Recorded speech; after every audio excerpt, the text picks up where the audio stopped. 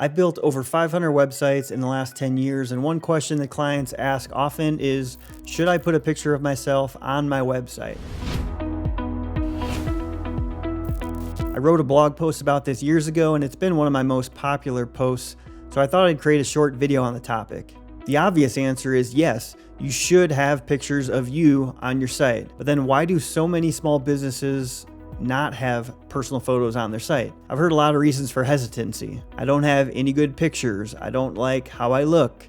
Having a personal photo probably won't make a difference anyway. To address the first two hesitations briefly, you could snap a halfway decent photo on your smartphone or hire a professional photographer for a couple $100s. And if you don't like how you look in pictures, don't forget your website isn't for you, but it's for your visitors. We can only hope they like how you look. To dig into it a bit more, there are a lot of psychological reasons that people don't like photos of themselves, including the fact that you're most accustomed to seeing a mirror image of yourself in the mirror every day. When it gets flipped back around, it can look a little weird. So the last hesitancy is that people don't think having a personal photo will really make any difference. Let's first think about this by putting ourselves in the shoes of our website visitors. If you were in a new city looking for a place to get a massage and visiting massage and spa websites, would you rather see pictures of the person who's going to be there when you're laying naked on a table, or see a stock photo of candles, hot stones, and orchids? And if you were going to hire an AC repair company to visit your house, would you want to see photos of the actual crew and their vehicles, or a stock photo of some model in clean overalls?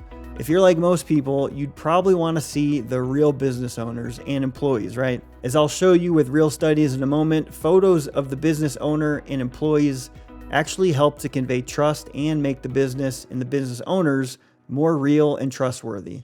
I've spent nearly $100,000 advertising this page on my website design service, and more than half of the people who have contacted me over the last 10 years have mentioned the family photo on my sales page as one of the reasons they contacted me. When looking at my own blog post on this topic to see how it ranked, I stumbled on VWO.com, an A/B testing company that covers a lot of research on website psychology. It says, initial trust was found to be enhanced for websites employing photographs and video clips compared to control websites lacking such images. Photos should be real.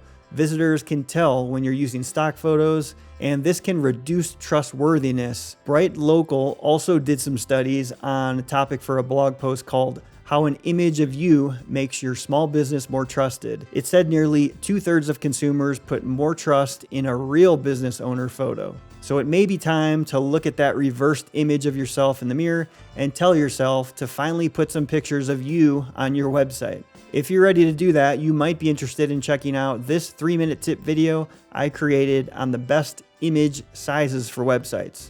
Thanks for watching this video to the end. We'll see you on the next one.